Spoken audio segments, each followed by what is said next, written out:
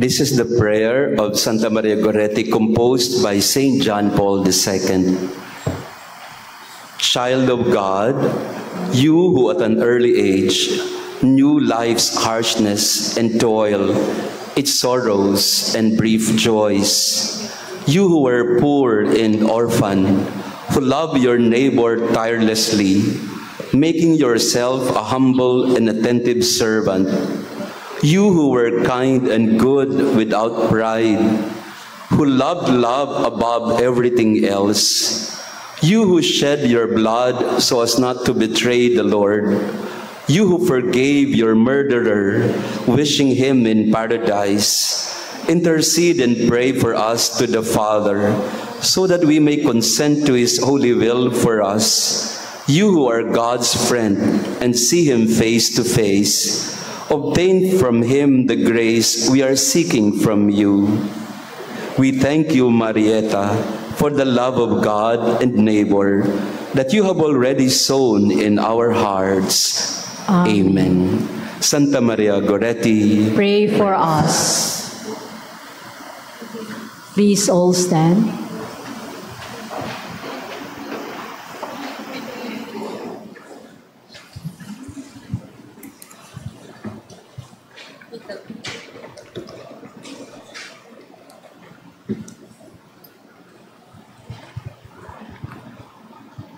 Let us pray. O God, who bestowed on Blessed Maria Goretti a crown among the saints for her twofold triumph of virginity and martyrdom, grant, we pray, through the power of this sacrament, that bravely overcoming every evil, we may attain the glory of heaven through Christ our Lord. Amen. Bishop Ted will bless the Stampitas of Maria Goretti. The Lord be with you. And with your spirit. Let us pray. O God, you do not forbid us to represent your saints in stone or paint, so that as often as we look upon the likenesses with the eyes of our bodies, may with the eyes of our minds remember and be led to imitate their holiness and deeds. Humbly we ask you to bless these images meant to call to mind Saint Maria Goretti, and grant that whoever with faith prays before these images may through their mercy and intercession, her mercy and intercession, obtain for us grace in this present life and eternal glory in the life to come, through Christ our Lord. Amen. O Lord God Almighty, bless these tokens of devotion which you have created, and grant whoever uses them in accordance with your law and your will, may through your aid obtain health of body and protection of soul, through Christ our Lord. Amen.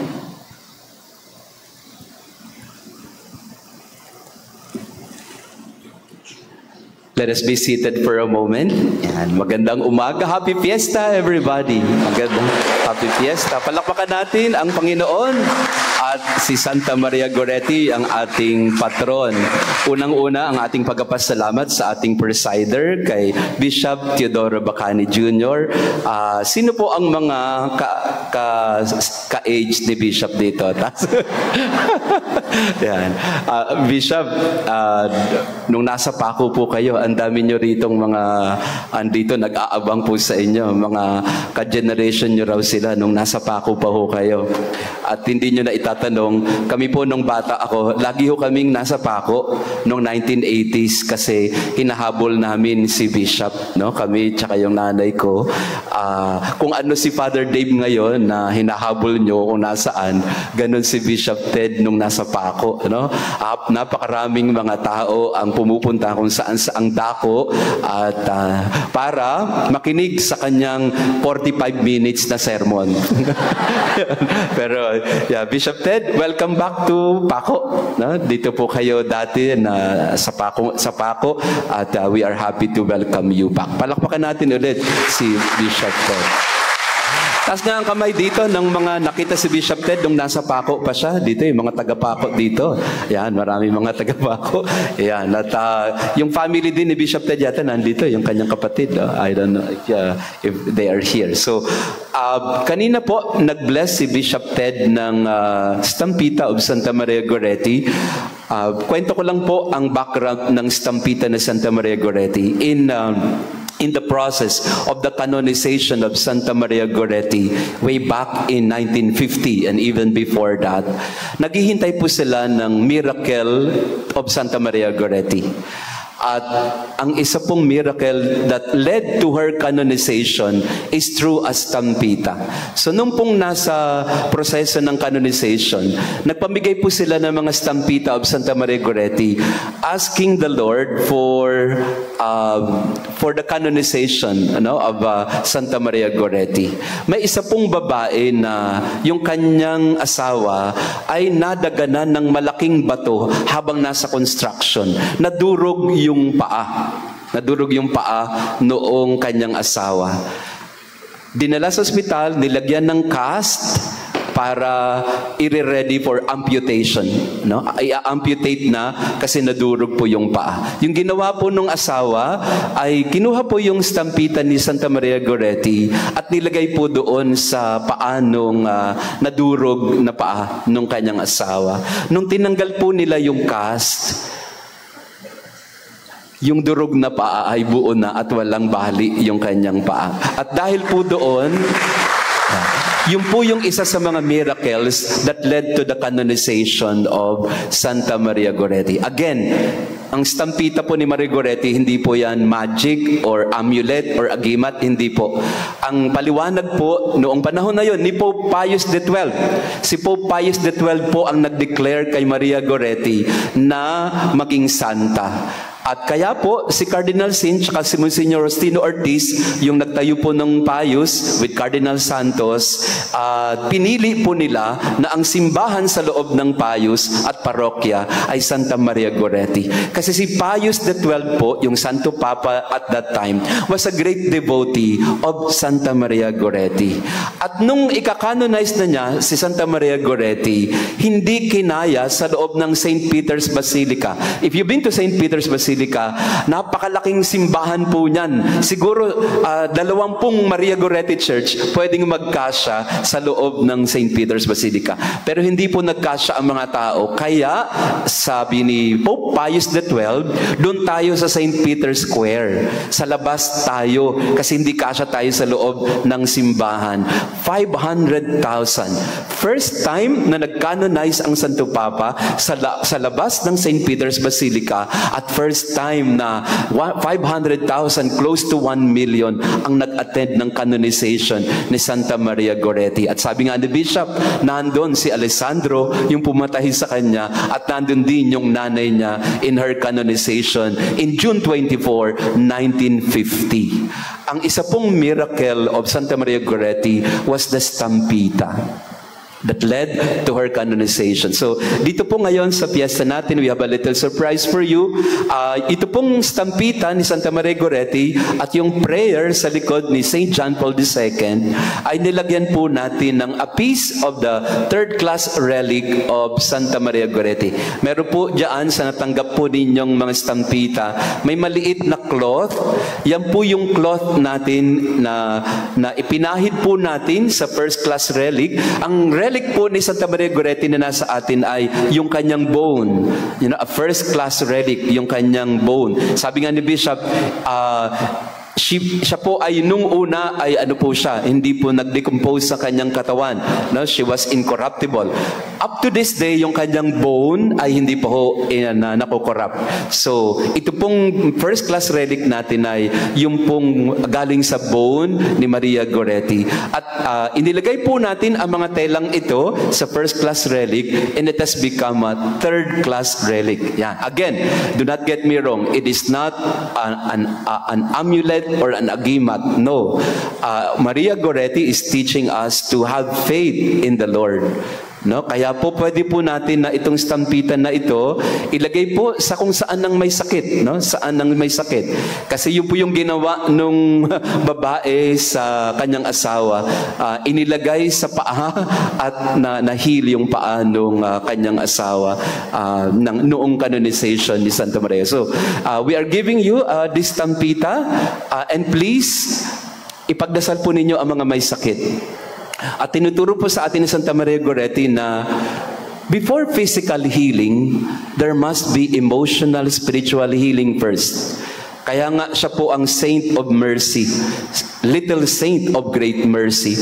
Kasi yung kanyang pagkapatawad, ang healing nangyayari muna sa puso. Kasi pagka na-heal na yung puso, isip at kaluluwa, yung katawan, susunod na lang yun eh.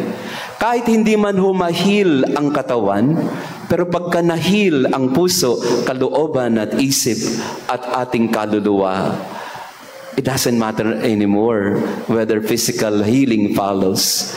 Hanggat yung puso natin ay may pananampalataya, hanggang ang ating puso ay puspos ng pag-asa sa Panginoon na tayo ay papagalingin, papatawarin, bibigyan ng kagalingan, that faith will heal us. Amen? Yan. So, receive po ang little gift natin sa inyo. Ito pong stampitan Santa Maria Goretti. Dalhin niyo po sa mga may sakit niyong kaibigan, ipatong niyo po sa kanilang karamdaman, and we ask for the intercession of this little saint of great mercy and her intercession.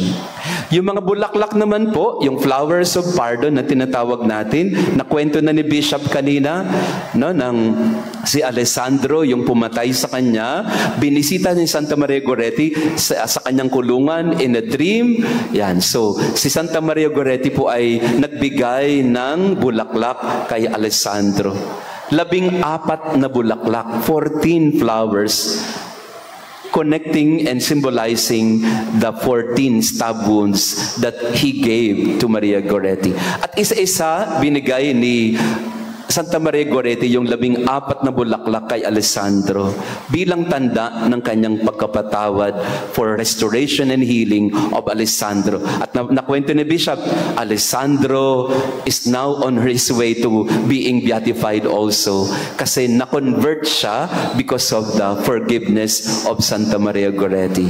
I tell you po, dati po, hindi ako deboto ni Santa Maria Goretti, hindi ko siya kilala, hindi ko alam ang kwento niya, pero nung nakilala ko po sa Santa Maria Goretti, I fell in love with Santa Maria Goretti. Kaya pag nasa Rome po ako, kagaya ni Bishop, every time I am in Rome, I visit Nettuno kasi 1 oras lang galing Rome papuntang Nettuno, and I would try to visit Santa Maria Goretti. So, in our parish, mga kapatid, sa fiesta natin, let this fiesta be our moment of healing through the intercession of Santa Maria Goretti. Muli, maraming salamat po sa inyong pagdalo sa ating banal na misa. After the Mass, we will have our flower offering of flower of pardon for Santa Maria Goretti. Si Bishop Ted po, hahayaan na natin pumunta ng sacristy ha, kasi ano po, kailangan niya ng kumain ba, Bishop? Kasi hindi po, kami na lang po ang magpapapicture sa inyo. Si Bishop ay we will ask him to go for breakfast already. Yan. So muli, kay Bishop Ted, thank you so much, Bishop Ted, and we would like to offer you our little token of appreciation, the little image of Santa Maria Goretti.